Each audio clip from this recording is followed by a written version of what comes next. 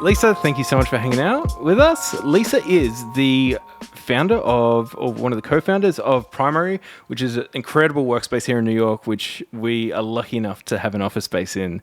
Lisa, please introduce yourself as well and tell us a few things that people should know about you. Thank you, Tyson, for having me. My name is Lisa Skye. I am originally a Floridian, but I've been in New York for 2 decades and have a background in the hospitality industry, but then worked on different sides of real estate the last 15 years. And most notably, I was the second employee at WeWork. And that was most poignant for me in my life because in that 6 years ago, I was one of 3 co-founders here of this business called Primary, which is one of the most beautiful shared office spaces in New York City. I know. As you can attest to. Absolutely, without a doubt. And so what did that look like as being one of the first employees at WeWork? Like, what was your day-to-day like? Oh, gosh. Saying that could mean so many things. So when I first heard it, I was like, sounds huge. Right. And well, what did that mean? When I was there and when I left, we were only 25 employees, you know, and now there are thousands of employees around the world, of course. And so it was a remarkable experience. I was really like founding community manager, but, operations, billing, sales, invoicing, I joke and say janitor, IT, whatever we needed was sort of what I was responsible for because it was all hands on deck. We were launching a business and I opened the first 2 WeWork locations in Manhattan here. It was exciting. Insane. And so did that sort of propel your interest in this industry? 100%. Of real estate? Yeah. Oh, yeah. You know, what I loved most about working with WeWork was that it was the physical iteration of what I had already been doing in my life for years. I had been previously in the mortgage business, which was kind of random. It was a result of my getting my real estate licenses in New York and Florida. But in order to build my mortgage business, I had become a leader in a global business networking organization, which was all about bringing professionals from all different industries together to pass business. And WeWork and all shared office space businesses now are the physical iteration of that. You know, you walk down the hall and whether it's a video, photography production business or finance or a chickpea pasta company called Banza. Vertical farming, just like everything. We have all the different industries and you can walk down the hall and meet all these interesting, dynamic, creative people. And I love it. For me, it's a big part of my why. Did you have your eyes on real estate from a young age? That's an interesting question. My father actually, 4 or 5 months after I was born, opened an urban planning and landscape architecture firm down in South Florida. No way. And so I was always interested in real estate from that perspective, community building from that perspective. But I worked in restaurants and hospitality for many years and worked with Danny Meyer at Union Square Cafe. I helped open 11 Madison Park, which is a world-renowned restaurant at this point, and several other great spots here in New York City. And so hospitality is a big part of my pedigree. And so it was really 15 years ago that I kind of fell into real estate after getting my real estate licenses and having opportunities.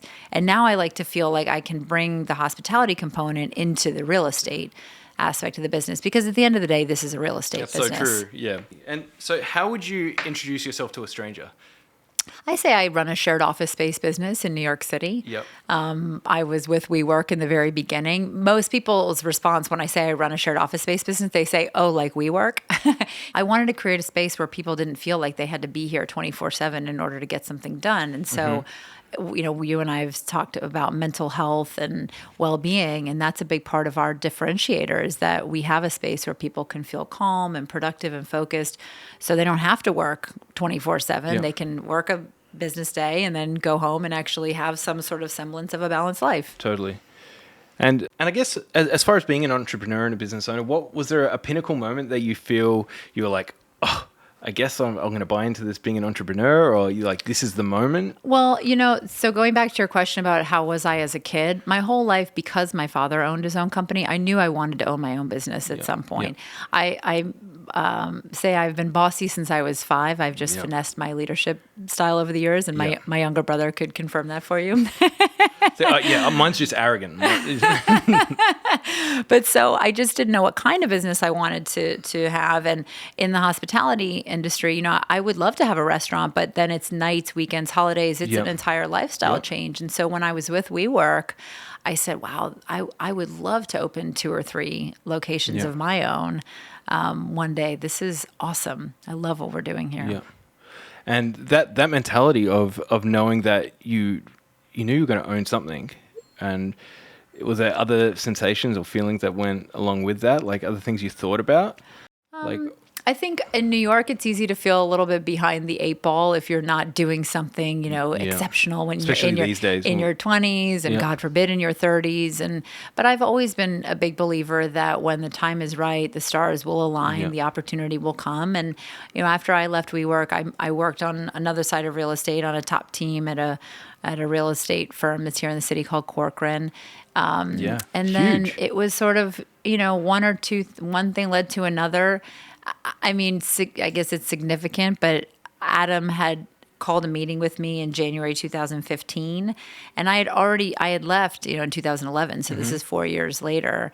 And he, in so many words, was asking me if I was interested in coming back to the company to help them to work on creating more community and connection amongst the members and what have you. And it was in that conversation that I walked out and listened to my intuition, which was saying, if he thinks that you can create something in his $12 billion, then valued $12 billion company, it's time to launch your own, which I had been noodling on for years anyway. But that was really the catalyst, was that meeting with him.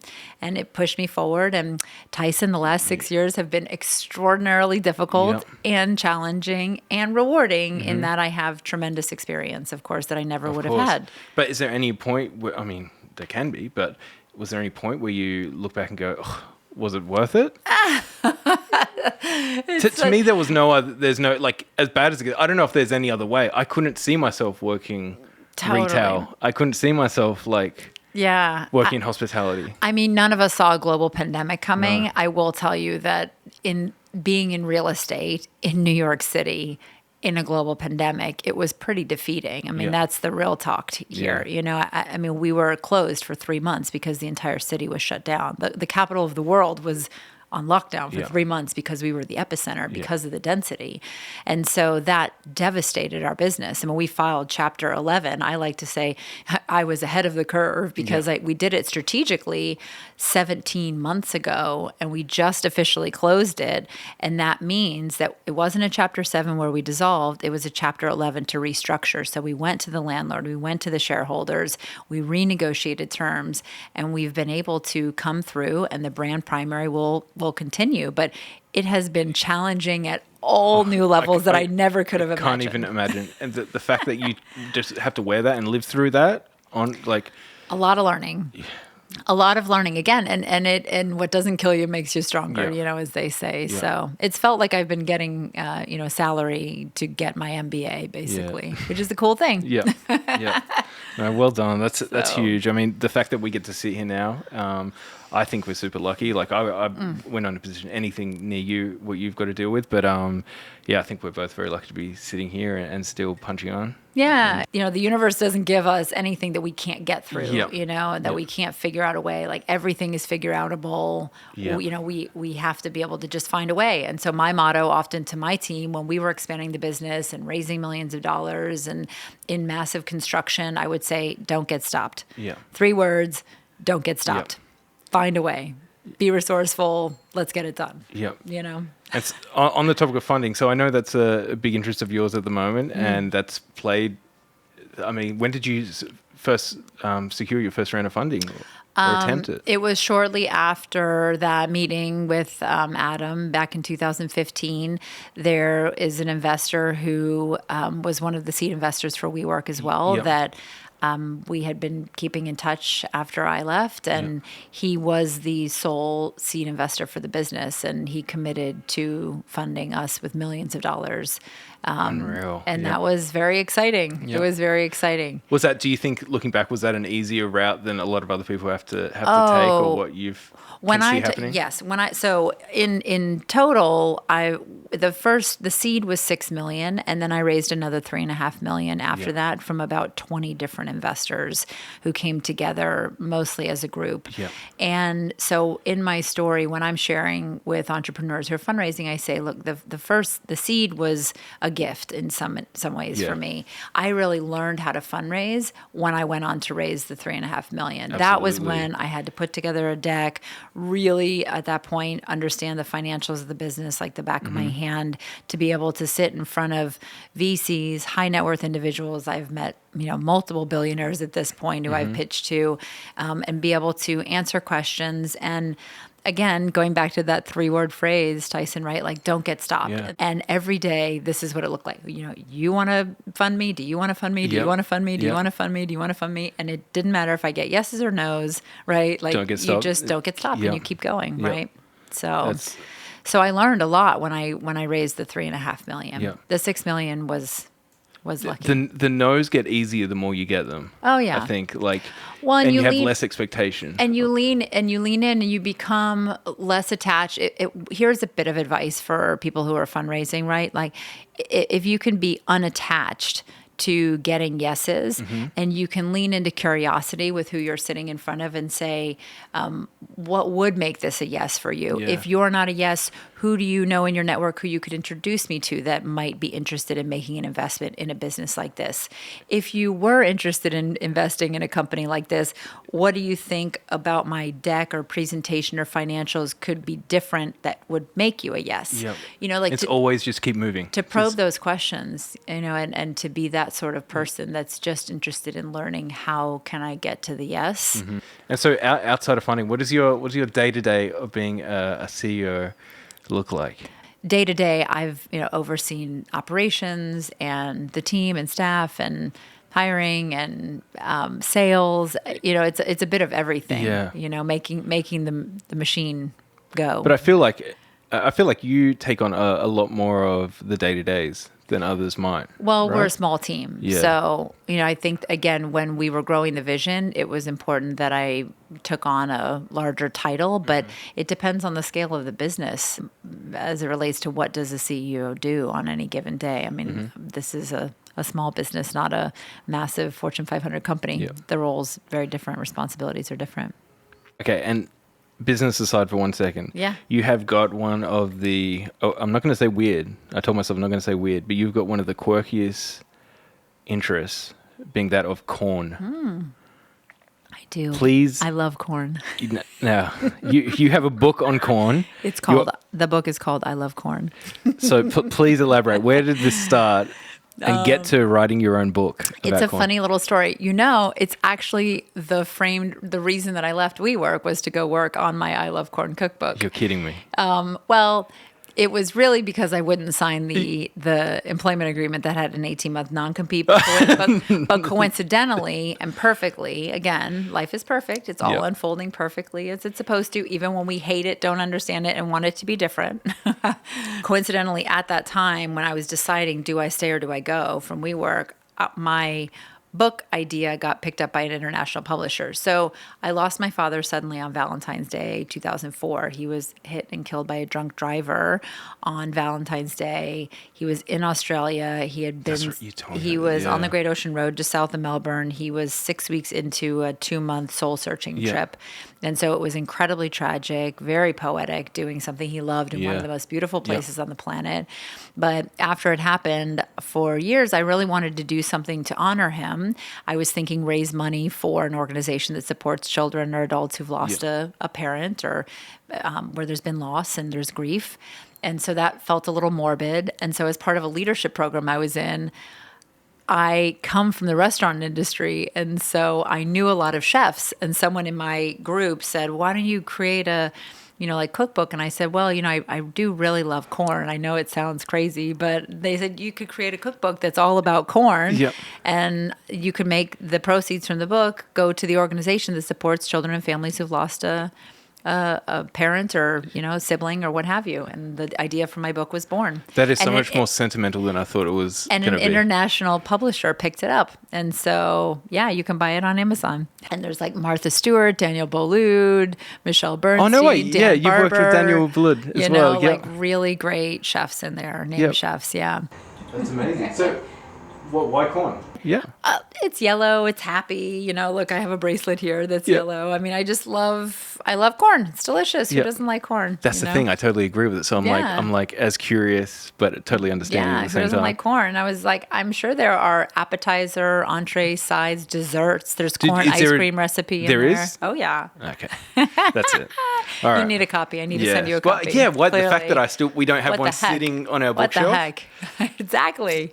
I'll make sure that changes soon. I'll send you one. That's awesome. So as far as funding now, you've gone through, did you do more funding during bankruptcy? Yes, internally. So the existing shareholders put together money, and I invested a little bit more in the business as well. As they say, put your money where your mouth is. So. And so now you do have people seeking out, like small businesses seeking out advice for their funding. Yeah. So with this transition on the horizon for me in January, I am exploring what is coming next for me. And what's naturally coming to me are small business owners who are fundraising, who need strategy, business development advice, or want me to help them raise money. And so depending on what the business is, if it's of interest to me, which there's a few in front of me that are, I will probably do something along those lines until something comes up that I want to go more full speed ahead with. Definitely, but we'll purely advice, so not actually investing yourself. You never know.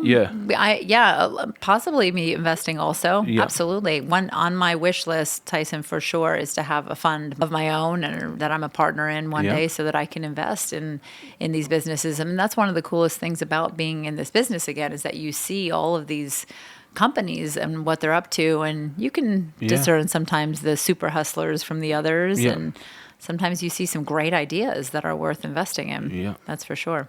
Definitely. But that said, it was very stressful expanding the business, because there were points when the business ran out of money and I was needing to raise more money. I was so creative in the ways that I bootstrap this business and borrowing hard money and borrowing from friends or clients and family. And I mean, lines of credit and we just credit cards, I have a kind of wild story. I mean, at one point, my ex-husband and I, he launched the business with me.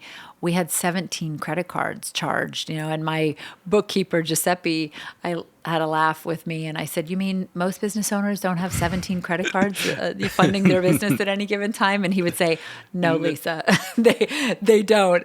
And he said, we've worked together now for 3 years, and he said, "Lisa, there's been at least 3 times I thought, okay, the business is going under." And then you just pull another rabbit out of your hat and I say, all right, we're still going. We're still going. Just don't stop. And here we are. Yep. That's the best part now, is that we have one of our investors has come in as a CFO, and primary is going to continue. I actually have really incredibly great sort of feeling about what's to come for primary. I think there's going to be more opportunities that organically come to us to expand with landlords and property owners in New York in the years ahead. And I think it's going to be a good run the next 5-10 years. That's awesome. Yeah.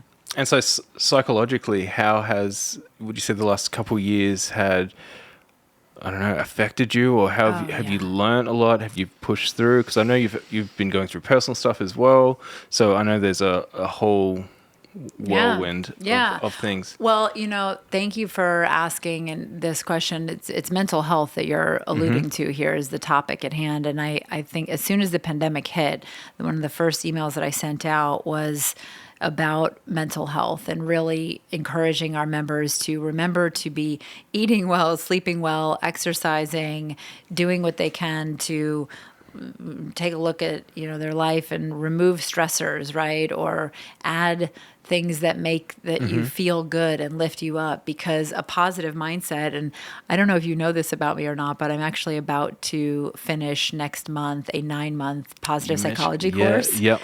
And so one of the things that I've come to learn is that our way of being, 50% of it is genetic, our mindset, but 40% of it is controllable and 10% is circumstantial. Wow. So if, for example, you're in a Great Depression, or you're, meaning literally like the economy in a Great Depression, or you're a prisoner of war, those are your circumstances. That's going to be challenging to have a positive mindset.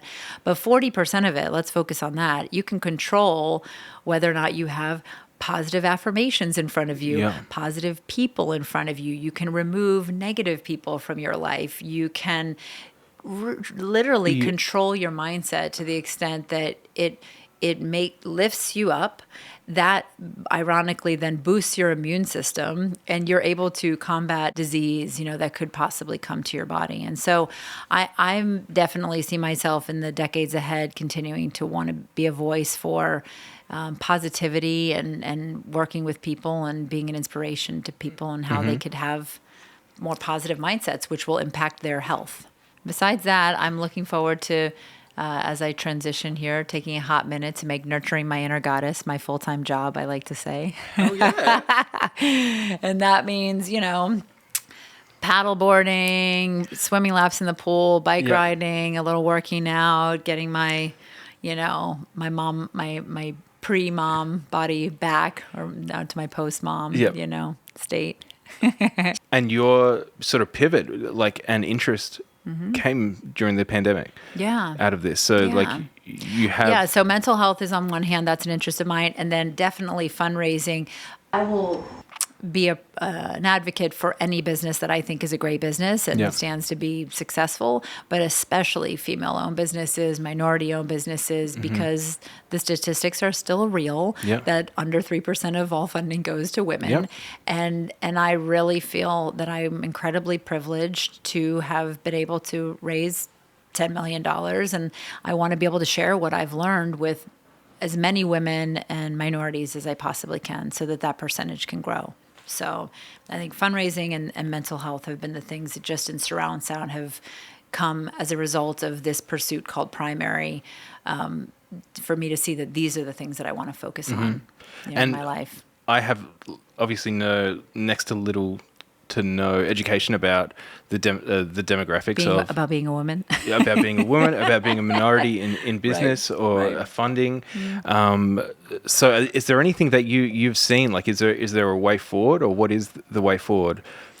Or what is the head? I'm going to take this moment to carpe diem, as I like to say, and thank you for asking that question, Tyson, because I will say that a way forward, I believe, is for us to continue to catch the ears of men who are consciously intentional about creating opportunities for women to learn about business. That's a big win. I remember hearing Michelle Obama say this to Oprah on a panel somewhere or something. She said, next time, men, you're out at an outing on the golf course, at the boardroom, at table, and you look around and there's no women there, ask yourself, why not? Next time you're on a phone call that's about fundraising or strategy or business development and there's no female on that call, ask yourself, why not? And going through a divorce, having 2 children during the pandemic, how do you believe in a work-life balance? Not really. Do you believe that exists? Not. I don't believe in whatever that. I don't even know what that means. I've never taken the time to sort of analyze what does it mean. If on the spot, to me, it's other people's expectations or ideas of what it means for you. And it's also, though, unique to individuals in terms of what they need to be able to rest, restore, reset, to be able to be productive in their life. In the sense that they don't actually get to burnout, right? So it just depends on the type of person that you are also. And so I think work-life balance is super subjective to person. And I think that what is going to matter most going forward is that leaders and management are checking in with their teams individually to assure that mental health is intact, that people are given the support that they need, the break that they need. They're encouraged to take vacation days, mental health days become a real thing, definitely supported thing going forward. So outside of a work-life balance, what do you think is crucial to keep evolving as a person, developing a team, and growing a business as well?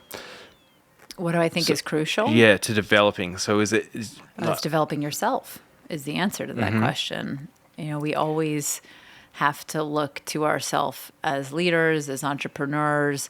What am I doing to take care of myself, to develop myself, to learn how to manage better, be better, be more positive. Have you got more methodical over the years?